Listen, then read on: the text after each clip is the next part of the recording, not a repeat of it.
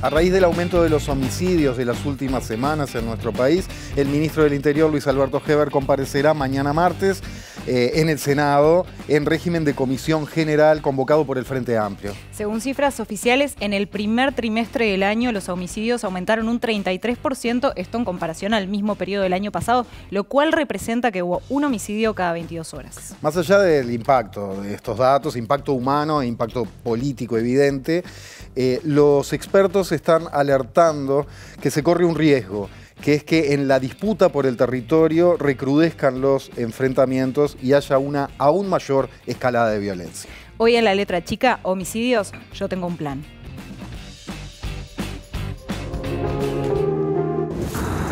Lo importante es que tenemos un plan de acción, de despliegue, es un plan que lo estamos elaborando. Entonces, mientras que no lo termine de elaborar, no lo puedo comentar en forma pública porque todavía no terminó. Todos tenemos un plan, todos podemos llegar. La vida es un regalo, no dejes de soñar. Pero lamentablemente no podemos prever estos homicidios que suceden a veces en cualquier esquina, ¿no? Escalada en homicidios es la violencia de estos homicidios, cuerpos desmembrados, calcinados. Ya las noticias ya son de verdad que ciencia ficción. Parecen. El barrio no da más. Hace un tiempo esta parte se ha vuelto tierra de nadie.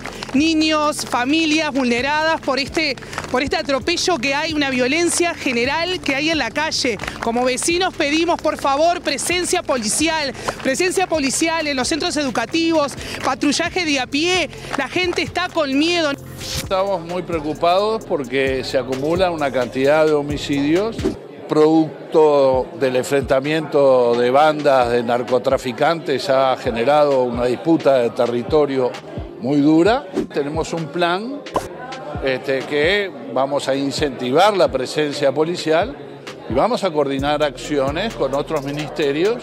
Cuando tenemos un incremento tan marcado en el homicidio, claramente todo parece indicar como una hipótesis sólida de trabajo criminológico que hay que investigar si no tenemos una elevación en la criminalidad que es oculta.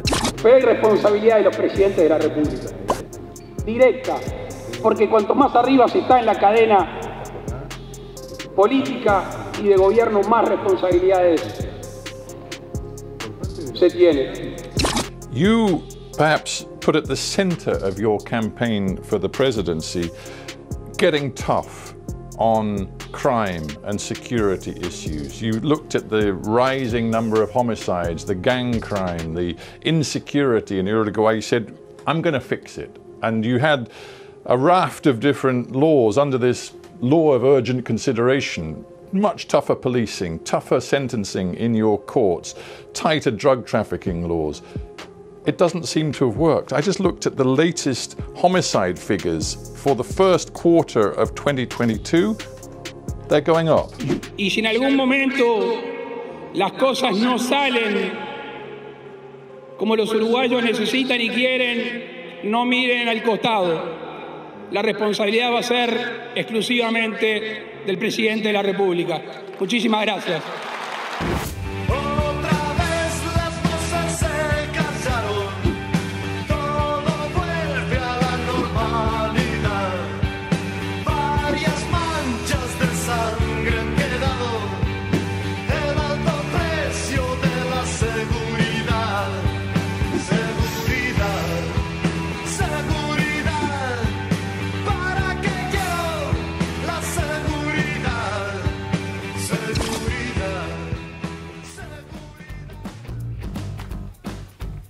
¿Qué tal? ¿Cómo están?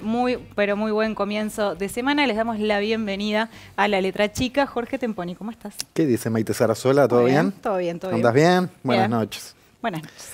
Bueno, tema álgido como sucede muchas veces en La Letra Chica. Durante este año se dio un aumento en los homicidios grande con respecto al año anterior.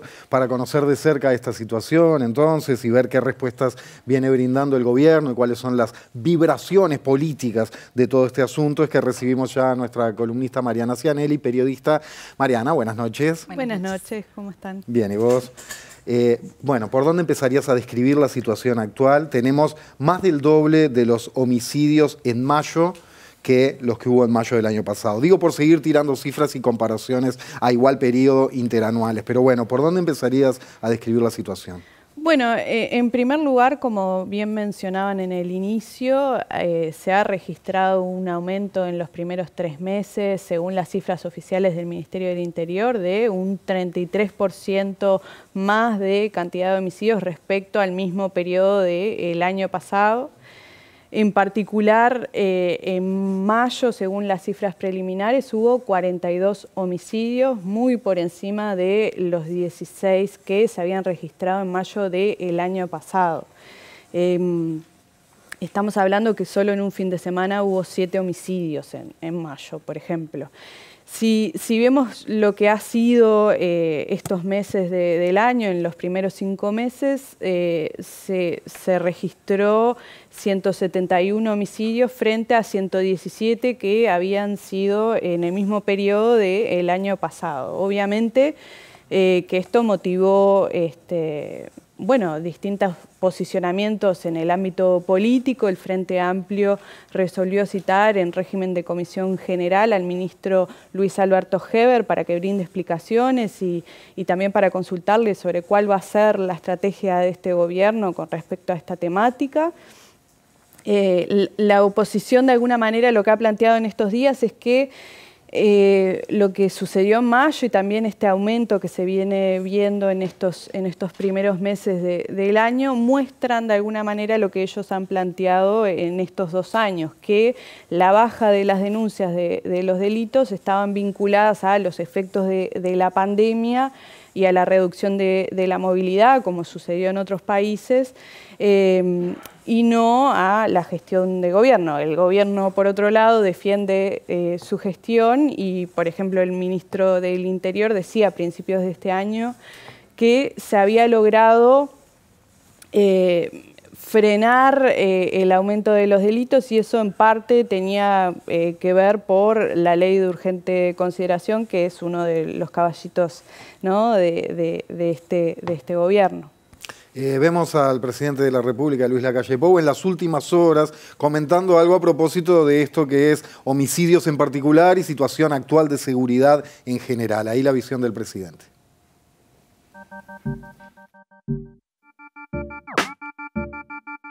A mí me gusta mucho el sistema inglés y el sistema español, el sistema parlamentario. Entonces cuando hablaba Otero, yo como todavía me queda algún reflejo de diputado y eso me da ganas de ir al Parlamento y que se digan algunas cosas y yo contestarlas. Como que me parece hasta más sano, porque si no uno hace una declaración de un partido político por allá, después la otra la tiene que contestar por acá, pero ahora me dio estribo, y así que lo agradezco, para algunas cosas. Primero, no hay que ser obtuso. Decir que todo está bien es una falacia y nadie lo creería. Ahora, decir que algunas cosas empeoraron no es cierto. Por ejemplo, en materia de seguridad. La estación de Nasta, acá a la vuelta, cuando yo venía y gobernaba el Frente Amplio, la habían asaltado no sé cuántas veces. Y habían lastimado gente. Entonces nosotros no nos parábamos arriba de eso para decir que la cosa estaba peor y era una catástrofe. Entonces lo bueno es manejarse con cifras objetivas. E insisto, voy a dejar la pandemia de lado, que nos podríamos agarrar. Y tenemos muchas cosas para mejorar.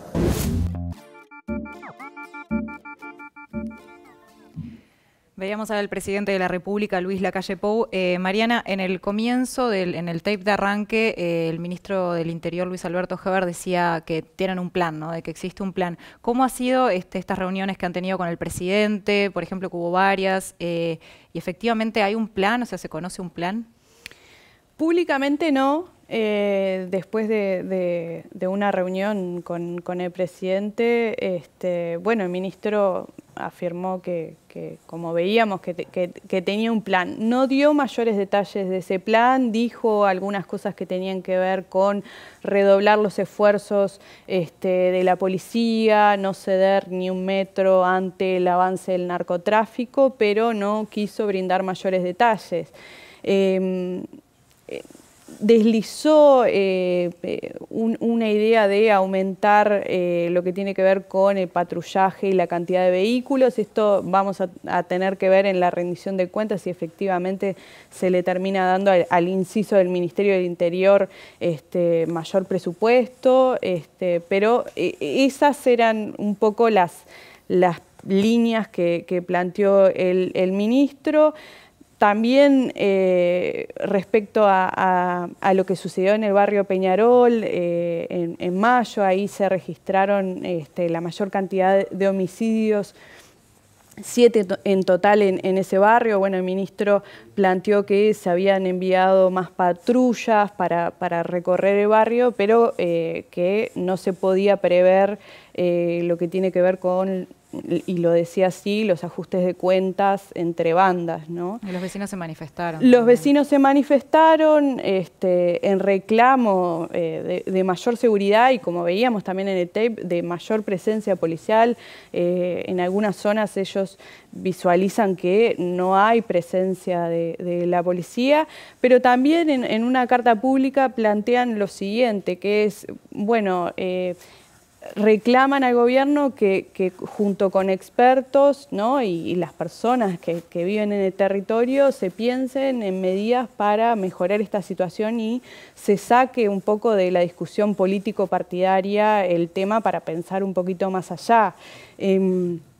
Lo cierto es que el debate ha estado centrado particularmente en cifras, ¿no? En la cantidad de denuncias por los delitos, los efectos o no en la pandemia. Esto es lo que ha estado, digamos, un poco arriba de la mesa, pero el foco no se ha puesto en otras dimensiones o principalmente, ¿no? En otras dimensiones que tienen que ver con la seguridad y la convivencia.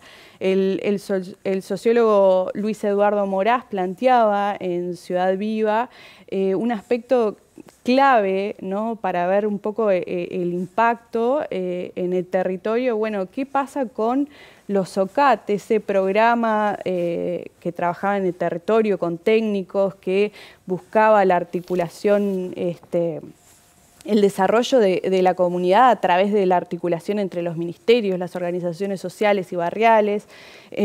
Bueno, ese programa se eliminó. También se eliminó el programa ETAF, un programa de cercanía que también tenía que ver con el fortalecimiento del entramado social en los barrios, en los territorios, y también de respuesta cuando pasan estas cosas, ¿no? Y bueno, hoy, por ejemplo, particularmente hoy, el ministro de Desarrollo Social anunció en su cuenta de Twitter que se va a impulsar un nuevo modelo de acercamiento territorial, de trabajo territorial, con técnicos que dependan directamente de las direcciones departamentales del MIDES, como para, de alguna manera, poner un pie, ¿no? En el territorio, y habrá que ver con esos programas, bueno, cómo terminan funcionando. Otro de los... Pero estoy clara, pero vinculado a la seguridad explícitamente. Sí, a la seguridad, pero también a otras cosas que tienen que ver con la alimentación, ¿no? Lo que claro, es el impacto que terminan teniendo este tipo de programas de desarrollo en territorio, ¿no? Sobre las comunidades y los barrios también. Sobre un montón de temas que hacen a la convivencia, ¿no? Y al bienestar de la comunidad. Otro de los aspectos que se ha planteado por parte del comisionado parlamentario insistentemente es, bueno, ¿qué hacemos con nuestras cárceles, ¿no? La situación no da para más y eso tiene un impacto en la seguridad. En el último informe del comisionado que presentó hace un mes, muestra, ¿no?, que en 2021 habían 13.600 personas privadas de libertad, ¿no? Estamos hablando de 380 cada 100.000 habitantes. Y ese número ha venido creciendo y en abril de 2022 llegó a 14.200, ¿no? Y estamos hablando de hacinamiento, vulneración de los derechos humanos. Y bueno, y eso ha estado de manera en un segundo plano de lo que viene siendo más la discusión política. Como decíamos, mañana Heber va al Senado en régimen de comisión general. No es una interpelación, entonces no hay miembro interpelante, pero sí hay un senador de la oposición, Enrique Rubio en este caso, que plantea el tema, que da el puntapié inicial. Escuchamos a Enrique Rubio en diálogo con MBD Noticias a propósito.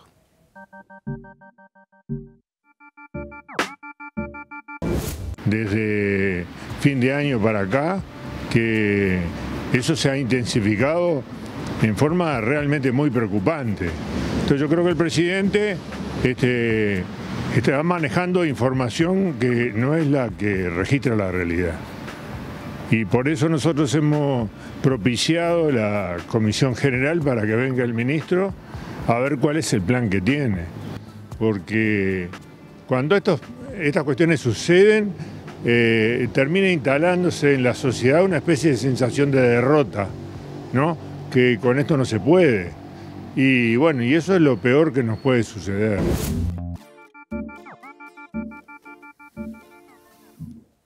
Y a nivel estrictamente político es un tema complicado, ¿no?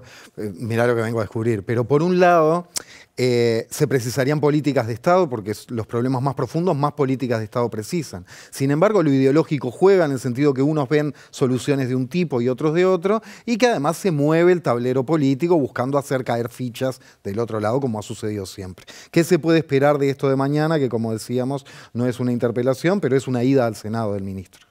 Sí, sin dudas, además, el tema de seguridad ha estado presente en los últimos años en la agenda política como parte de estas discusiones, como bien decías. En esta idea de pensar una política de Estado que trascienda a los gobiernos, bueno, el Frente Amplio en el plenario nacional de este fin de semana planteó que existe una emergencia económica y de seguridad y propuso al presidente convocar un diálogo nacional para pensar una estrategia conjunta que vaya más allá de este periodo de gobierno. La respuesta del presidente fue la que veíamos en el tape, no se está en una situación como lo quiere plantear la oposición, esa fue un poco la respuesta del presidente. Y en el debate mañana lo diferente que vamos a poder encontrar, además de estas dos visiones que están presentes, tiene que ver con la postura de Cabildo Abierto respecto al tema de seguridad. Cabildo Abierto integra la coalición de gobierno, pero desde hace unas semanas algunos dirigentes están planteando algunos cuestionamientos a la estrategia del Ministerio del Interior respecto a estos temas. Hoy en particular el senador Guillermo Domenech incluso fue un paso más allá de plantear cuestionamientos y planteó un cambio de jerarquías en la cúpula del Ministerio del Interior, algo así como cambiar jugadores. No se refirió explícitamente al ministro. Hacia directores, por ejemplo. Exacto. Y a esto también se le suma la semana pasada el semanario La Mañana asociado a Cabildo Abierto, lo dirige el hermano de Guido Manini Ríos, ¿no? En la portada hablaba de preocupación por la escalada criminal y comparaba con datos de 2018. Entonces, obviamente va a haber un posicionamiento, una forma también de marcar perfil con lo que fue el discurso de campaña de Cabildo Abierto, con esta idea de se acabó el recreo, que después fue retomada por otros dirigentes del Partido Nacional. Entonces, es probable que veamos eso. El presidente del Partido Nacional, Pablo Iturralde, planteó hoy ya de arranque que el ministro Luis Alberto Heber tiene respaldo del presidente y del Partido Nacional. Entonces, por ese lado no va a haber ninguna novedad. Muy bien. Mariana Cianelli, muchísimas gracias. Veremos mañana qué es lo que pasa en el Parlamento. Y quédense porque nosotros en el próximo bloque vamos a meternos con una mirada desde la sociología y desde la economía respecto a este tema. Ya venimos.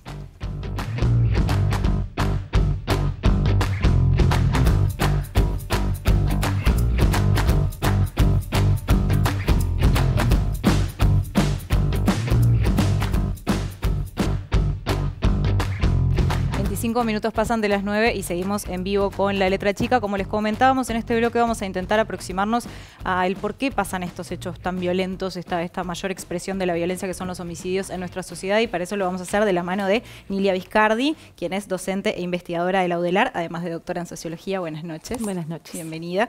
Gracias. Y recibimos por Zoom a la economista y magíster en Historia Económica y Social, Analía Rivero. Analía, ¿nos escuchás? Sí, los escucho. Buenas Gracias noches. por la invitación. Gracias. Nilia, vamos a comenzar contigo. ¿Cómo es que podemos intentar empezar a explicar esta problemática? ¿Por dónde empezarías? Es complejo. Tenemos un anudamiento, digamos, una secuencia que tiene cuestiones de momento y cuestiones históricas de largo plazo.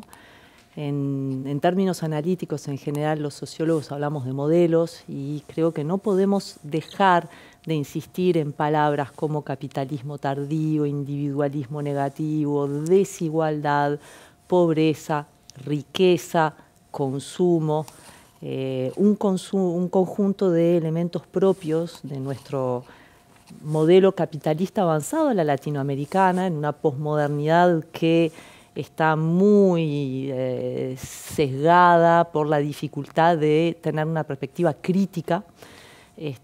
Salimos de una pandemia que desmovilizó, quitó fuerza a los colectivos.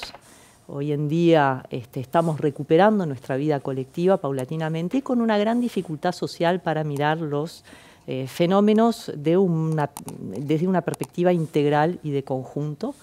Y esta microfocalización en los hechos, en el dolor, en las muertes, el mayor problema que tiene es precisamente el hecho de poder insertarla en una mirada global de la sociedad, dejando de interpretar los fenómenos como hechos puntuales, locales. Esto en seguridad es muy importante porque los diagnósticos que hacemos, las interpretaciones que hacemos de los hechos vienen atadas a las soluciones.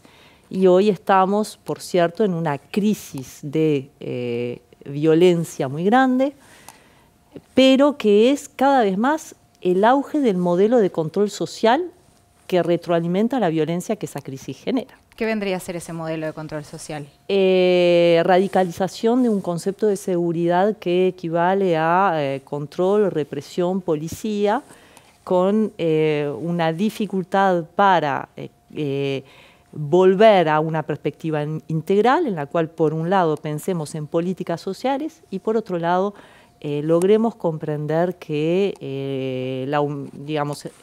más represión, más encarcelamiento solo genera más cárcel, una cárcel a la latinoamericana, en la cual hay muertes, hay dolor, hay hambre, hay tortura, que se vienen a sumar como un continuo de sufrimientos, digamos, en los barrios en los cuales un sistema que sigue siendo capitalista confina a la exclusión. Los modelos capitalistas más o menos integrados, cuando no consiguen de alguna manera paliar estos efectos, generan estos márgenes de exclusión, generan amplios contingentes de personas que viven vidas precarias, que tienen la función política de recordarle a los demás que siempre nos podemos caer. Y hoy, digamos, la periferia de Montevideo es la más clara expresión de esta precarización de la vida, en la cual el destino natural es la obtención de dinero a través de trabajos muy mal remunerados, a través de trabajos que no son considerados dignos, lo que se denomina como el trabajo sucio, a través de las redes ilegales. Dinero hay, lo que no hay son chances de tener un trabajo digno por el cual se obtiene, no hay muchas chances, trabajo hay también, pero trabajo precario, trabajo que...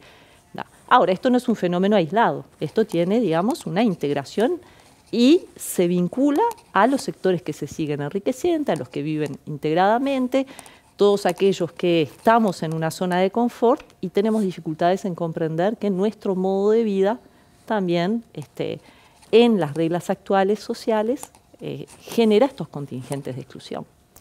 Analía, recién decía Nilia, nombraba la palabra exclusión y estaba ahora en el final de su respuesta, bueno, poniendo sobre la mesa esta cuestión de las inequidades o la falta de oportunidades.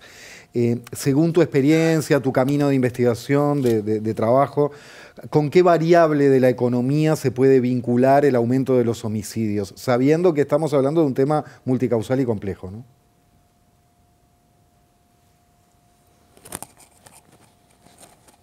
Bueno, existen distintos estudios, tanto a nivel internacional como alguno para Uruguay, que intentan vincular de alguna manera la evolución de los homicidios y la desigualdad y otros factores económicos y sociales.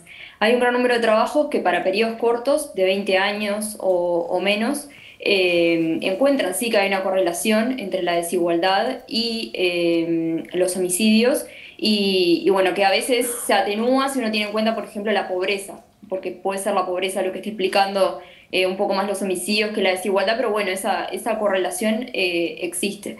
También se encuentran cosas parecidas con el Producto Bruto Interno, o sea, con el crecimiento de la economía. Cuando a la economía le va mejor, de alguna manera los homicidios tienden a bajar.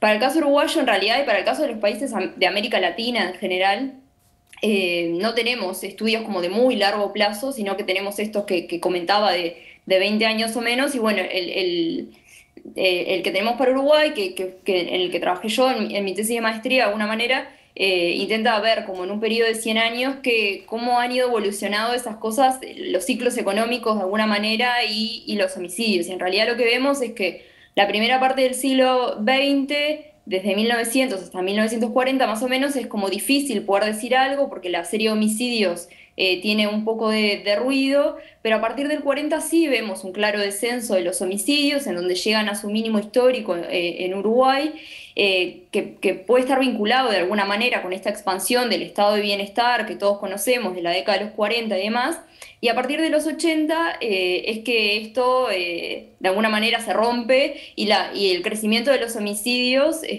bueno, se hace cada vez más acelerado.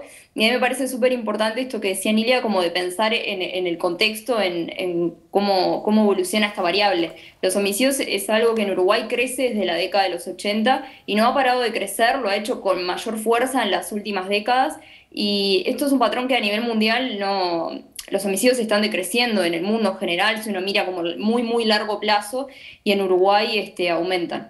Y bueno, y algunas de las causas, para volver al inicio de lo que decía, que desde la economía, desde la historia económica hemos intentado como mirar, tienen que ver con esto, mirar la desigualdad, mirar los ciclos económicos y demás, y se encuentran, sí, algunas correlaciones.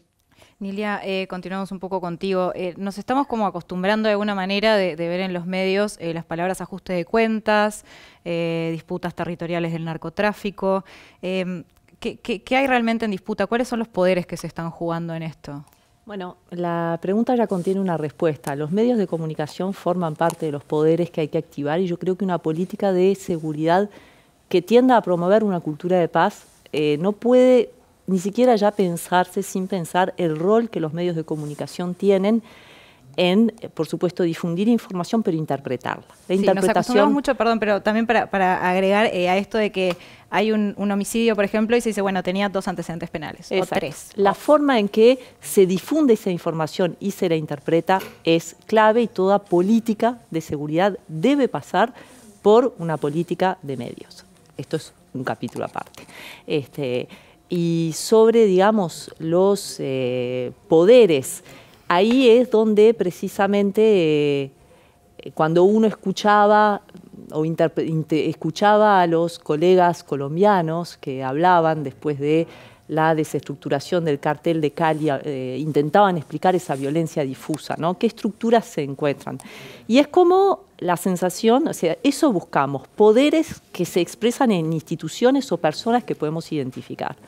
Y por las dinámicas económicas que tiene el delito que hoy capta mayormente la atención, y estamos focalizando en un delito, la fenomenología de la violencia abarca la explotación sexual, abarca los femicidios, abarca la violencia patrimonial, abarca la violencia doméstica, la violencia en el deporte. En realidad, cuando uno vive, la realidad no aparece, nosotros hacemos un recorte para explicar. Y en este momento hay muchos homicidios que son catalogados de esta manera, pero eso no quiere decir que no existan otras violencias paralelamente que tal vez en este momento no estemos hablando de ellas porque estamos concentrados en estas muertes particularmente horrendas. La característica justamente, lo han dicho varios expertos, es que digamos, hay una estructura de familias y por lo tanto uno apaga una familia y surge otra. ¿Por qué? Porque esto es un fenómeno endémico. Hay una forma que es estructural de resolver el problema de la obtención de dinero y una de las estrategias es lo que aparece como el tráfico de drogas y la venta y las actividades ilegales. Ahora, también hemos encontrado, me decían llegar el otro día, una nota del Observador por el caso de 3 o 4 chicos de El British que habían sido arrestados por tráfico de drogas. ¿Eso qué nos muestra? Que hay lugares donde el tráfico de drogas no tiene estas características violentas y sin embargo hay tráfico de drogas en todos lados. La tendencia a querer obtener dinero traficando drogas no es patrimonio de estos sectores sociales. Entonces, ¿por qué allí el tráfico que los atraviesa? El tráfico de drogas involucra el lavado de dinero, involucra producir la droga, involucra traerla, involucra caminos, involucra toda una serie de cuestiones en las cuales justamente tenemos una división del trabajo en la que la parte más violenta es la que es realizada en los barrios más vulnerables. Al presentar los hechos de esta manera, ellos allí cometen este delito y debemos ir a reprimirlos.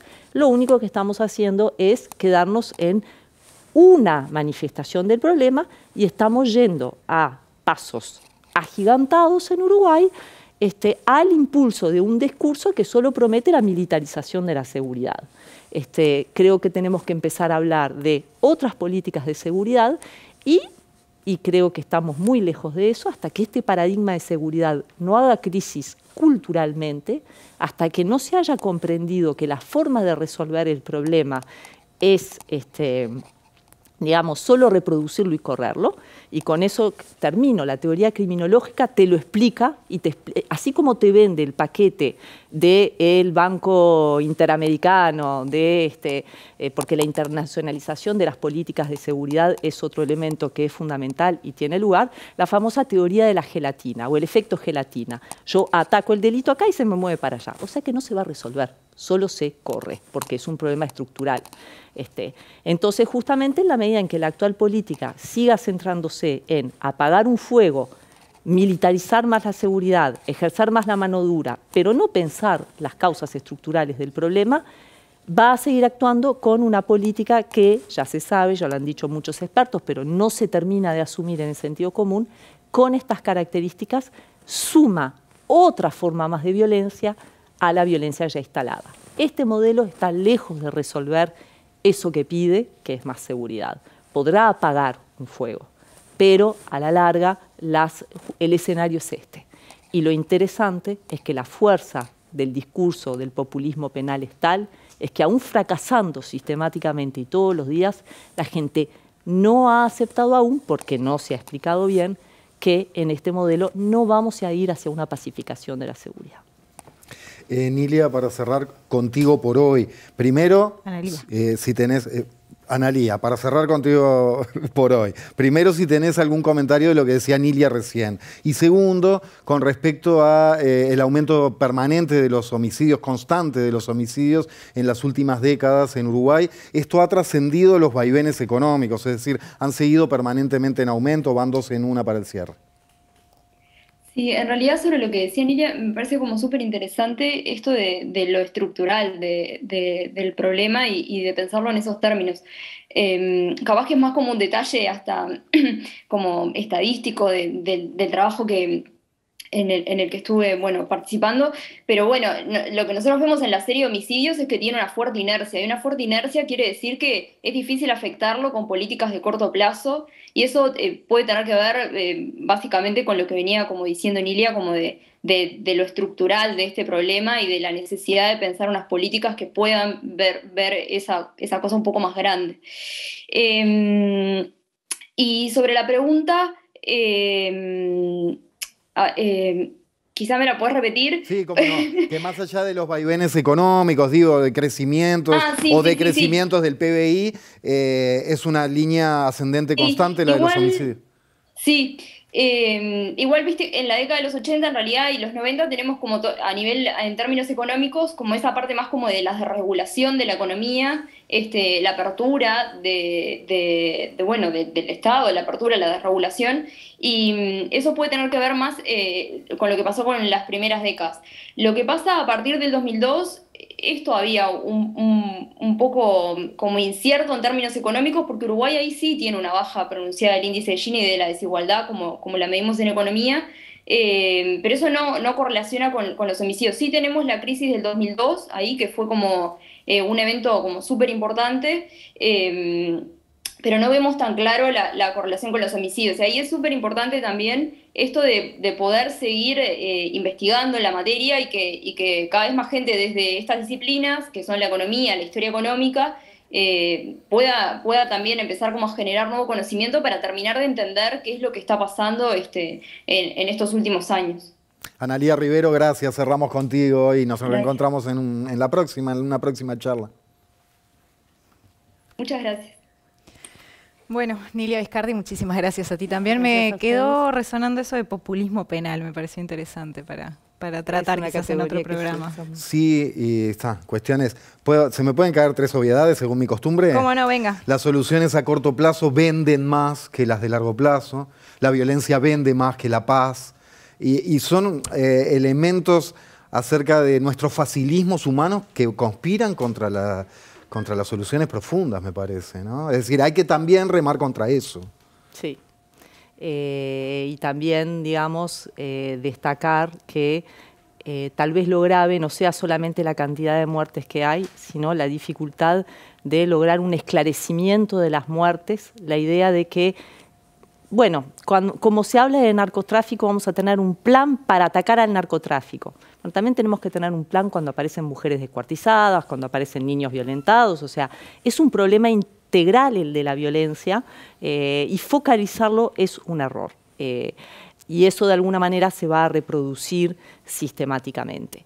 Y en este sentido también me importa mucho señalar justamente que promover esta cultura de paz es difícil en este contexto, tener otro discurso es difícil en este contexto, pero estamos obligados a recordar que lo que está en juego también es la democracia, que aquí hay actores que no tienen voz, que están silenciados como sujetos sociales y que sin voz y sin activismo político, y justamente el problema fundamental de la seguridad es que es difícil politizarlo y es difícil que los actores puedan tener una demanda legítima, sobre todo aquellos actores que están estigmatizados como personas que han cometido delitos. Y el motivo que justamente nos hace seguir analizando este fenómeno es pensar que hay una fuerte correlación, lo decía recién la colega con los datos económicos, entre las condiciones vulnerables de vida, el hecho de tener derechos vulnerables y una mayor participación en las formas más violentas de los delitos. Entonces, de alguna manera, creo que hoy el desafío pasa por saber no cómo vamos a aplacar este foco de violencia, sino cómo vamos a defender nuestra democracia, cómo vamos a lograr una salida política coherente que tenga por delante las palabras derechos humanos. Es difícil, con la sensibilidad actual, recordar que los derechos humanos los tenemos todos y es difícil sostener un discurso de este tipo. Pero si no logramos una visión política integral de las causas del problema y solidaria a nivel económico, vamos a ir caminando hacia algo que han transitado varios países y sin éxito, que son o negociaciones corruptas con los poderes mafiosos, de alguna manera, que no es más que legitimarlos más, o en una militarización de la seguridad, que creo que no va a tener más que un efecto de territorializar y segmentar cada vez más el problema en estos barrios. Por supuesto, siempre recordando que es importante pensar en políticas territoriales de paz, en diálogo con los actores. Eso se ha hecho en Uruguay, ha tenido sus críticas, pero fue un modelo que se implementó, y de esta manera no pensar solamente la seguridad como una tecnología policial, sino también como un espacio donde distintos actores y colectivos puedan dialogar, expresarse, ser escuchados, reencontrar, canalizar sus demandas y ir hacia un modelo de gestión integral de la seguridad, dando voz a estos actores. Gracias, Nilia. Nos dejas pensando en un montón de cosas. Muchas gracias. Bueno, en el próximo bloque vamos a estar hablando con Graciela Barrera y Bernardo Polero. Ya venimos.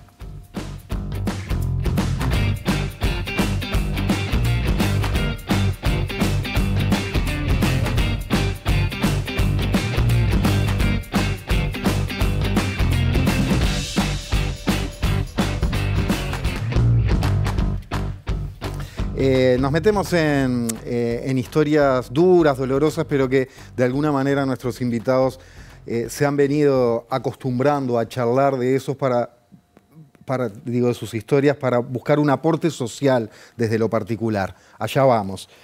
Alejandro fue asesinado en enero de 2009 durante una rapiña, y Graciela Barrera, su mamá, es la fundadora de la Asociación de Familiares de Víctimas de la Delincuencia. Nos acompaña hoy en La Letra Chica, ya la habrán visto en estos últimos años en varios programas. Graciela, muchas gracias por estar. Muchas gracias por la invitación, muy amables.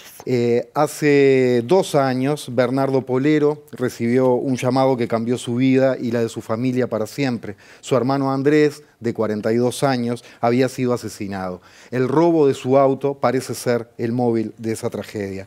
Bernardo también nos acompaña en el programa de hoy con ese mismo espíritu, digo, convertir las experiencias puntuales iba a decir enseñanzas sociales, pero no es enseñanza, en reflexión social. Ahí. ¿Cómo estás, Bernardo? Buenas noches, gracias por la invitación. Gracias a ustedes.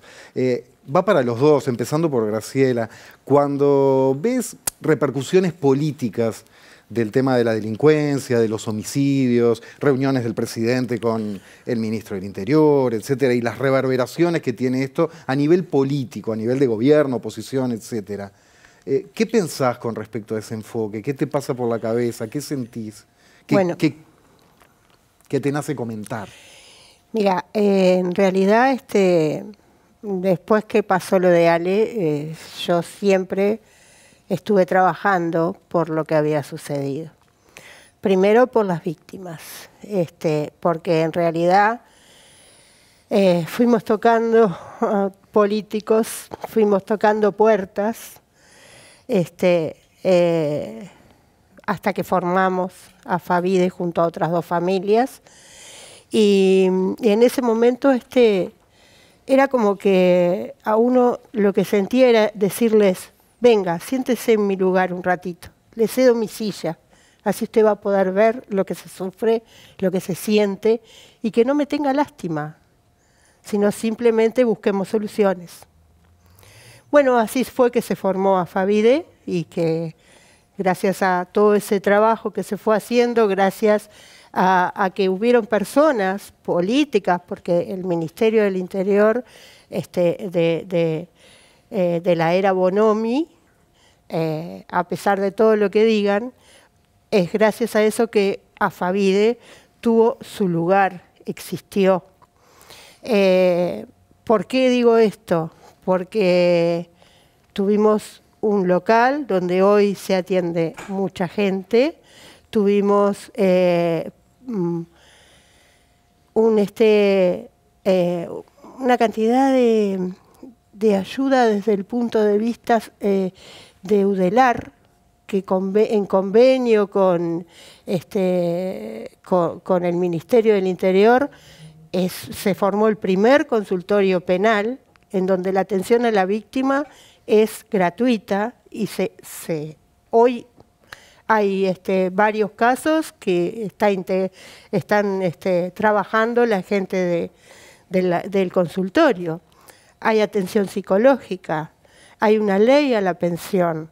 O sea, hubieron muchas cosas, pero también existe la unidad de análisis de hechos complejos, que se formó en ese tanto golpear y golpear, y que se dieron cuenta de que los casos viejos no tenían que dejar de lado, o sea, no tenían que quedar de lado cuando venía un caso nuevo.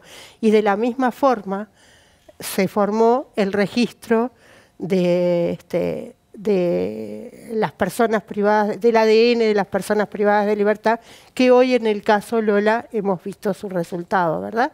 Entonces hay muchas cosas que eso nosotros golpeando puertas lo pudimos lograr. Hoy lo que estamos viendo es que a medida que se está haciendo como una grieta, no sé si la palabra es grieta, capaz que la estoy utilizando mal, pero sí hay como dos caminos.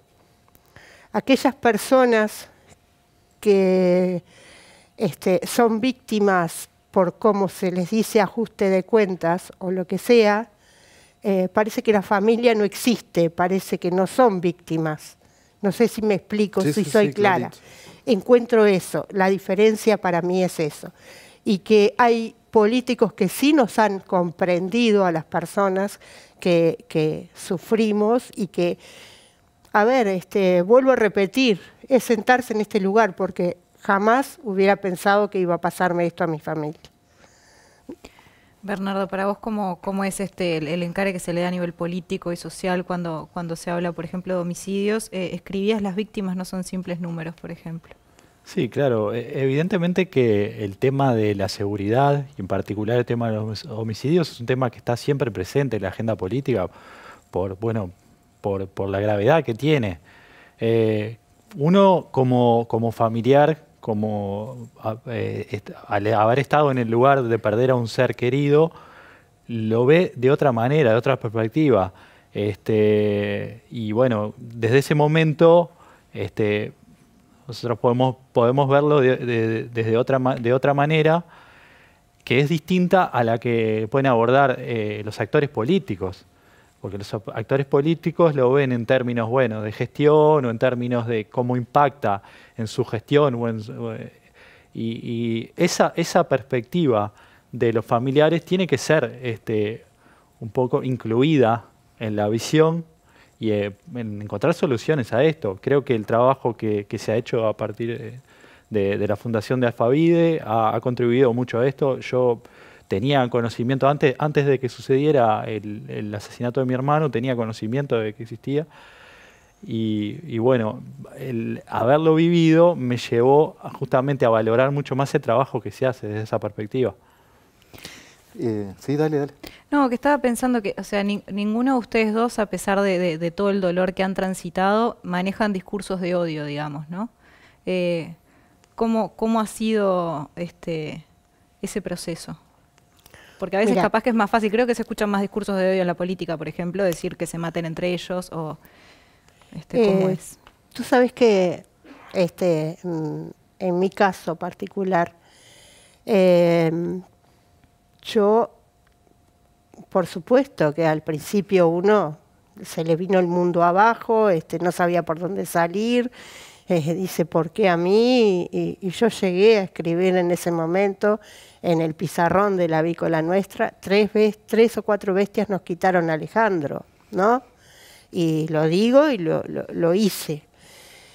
Y después me di cuenta de que en realidad nada puede devolvérmelo a Alejandro, que lo único que yo le puedo enseñar a mis nietos, a la hija de Alejandro, que tenía 2 años cuando pasó esto, y al hijo de mi otro hijo, de Fabián, lo único que le puedo yo enseñar es otra cosa, ni el odio ni el rencor, porque a ellos no los puedo llenar de odio y de rencor. Al contrario, tengo que enseñarles de que tenemos que trabajar todos juntos para que haya paz.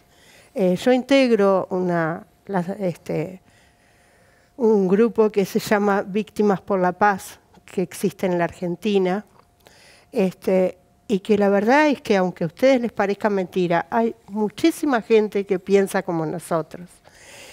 Y yo creo que hay que trabajar mucho, pero muchísimo, con las personas que cometen los delitos. Y tenemos que no ver solamente cuándo se comete el delito para adelante, sino ver qué pasó antes. No sé si me explico y si soy clara. Yo creo que hay que trabajar, como en tantas charlas que tuve con el inspector Guarteche, hay que trabajar con los chicos desde la panza. Entonces, ver qué es lo que como sociedad les brindamos y qué es lo que hicimos. Yo les voy a decir que hace unos días atrás estuve en un liceo en Ciudad del Plata, en donde estaban los docentes y los papás afuera del liceo porque tenían miedo de llevar a los chicos, de que los chicos fueran al liceo. Y ahí nos dimos cuenta, porque hablando con ellos, no está más el SOCAT, no está más pelota al medio a la esperanza. Entonces hay una cantidad de trabajos sociales que se realizaban, que hoy no se realizan y que vuelven esos chicos a la calle, en donde hay mucha desigualdad, en donde existe gente, donde la educación no ha llegado completamente. Entonces ahí se enfrentan las cosas. Yo creo que esto es un trabajo de mucho tiempo, a largo plazo, y donde tenemos que estar todos de acuerdo en que esto es un trabajo de todos. No es del gobierno tal y del gobierno no tal. Y no podemos hacer de que porque venga otro gobierno se tire todo por la borda las cosas que sirven. Eso es lo que yo creo, no sé, Bernardo. Sí, yo pienso que la respuesta, cuando a uno le sucede esto, lo primero es la congoja, la tristeza. Después uno siente esa impotencia de que es algo irreversible, de que uno no va a recuperar a su ser querido. Pero bueno, en mi caso particular y en el caso de nuestra familia, creo que la venganza, la sed de venganza nunca estuvo presente. Porque uno tiene que pensar que es algo que ya sucedió, que es irreversible, y tratar de ver la forma de que en el futuro, cosa que tampoco es algo que pueda ocurrir inmediatamente, sino que son cosas que suceden a largo plazo, de que no le vuelva a ocurrir a otras personas o a nosotros mismos. Entonces uno empieza a cuestionarse qué es lo que debe suceder para que eso se dé.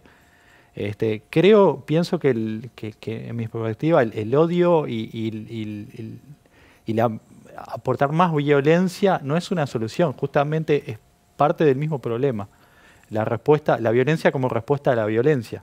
Un poco lo abordaban en el bloque pasado. Me quedo pensando en que evidentemente ustedes tienen clarísimo de que para imaginar una sociedad de futuro con mucho más paz, es muy importante que ustedes manifiesten públicamente esa postura siendo familiares de víctimas. Es decir, que si ustedes pueden trascender ese primer deseo, tal vez instintivo, de devolver el golpe para que estemos todos en un mundo mejor, bueno, si ustedes han podido, más allá de sus dolores absolutamente lógicos e incuestionables, todos deberíamos poder. Perdón, hay una cosa, el dolor no se te va a ir nunca, el dolor lo vas a tener chiquitito guardado en el corazón. Lo que sí podés tratar es de cambiar la realidad que hoy es fea. Eso. Bernardo. Sí, comparto. Uno desde su lugar, porque yo creo que los homicidios no son solo un problema de la víctima o de los familiares, es un problema de toda la sociedad. Entonces, todas las vidas valen. Tal vez hay algunos casos que tienen mayor visibilidad. En el caso de mi hermano, por ser una persona vinculada al ambiente del fútbol, en parte un también árbitro muy reconocido, exacto, se sacudió todo el ambiente del periodismo deportivo. Exacto, pero ese mismo día, el 31 de mayo de 2020, hubo 6 homicidios. Hubo en la mañana 3 homicidios en el Cerro de los Infantes de Marina y luego en la madrugada hubo un homicidio de 2 niños asesinados por su padre. Entonces, es un problema de toda la sociedad que entre todos tenemos que buscar cómo aportar a eso y, como decía Graciela, no solo pasa por lo que gobierno haga. Por eso a veces cuando se dan estos discursos de que la solución pasa por mover fichas, cambiar a algún responsable de políticas como solución inmediata, yo personalmente no creo en eso, no creo que sea la solución. Creo que son problemas complejos que hay que abordar multidisciplinariamente y que la sociedad civil se debe involucrar y que todos nos debemos involucrar. Muchísimas gracias a los dos de corazón por venir. Por favor. Muchas gracias a ustedes. Gracias. Cerramos la letra chica por hoy. Ya se viene Línea de 3, el deporte más allá del deporte. Y mañana volvemos. Mañana volvemos con Salud Mental. Muchísimas gracias por acompañarnos. Hasta mañana.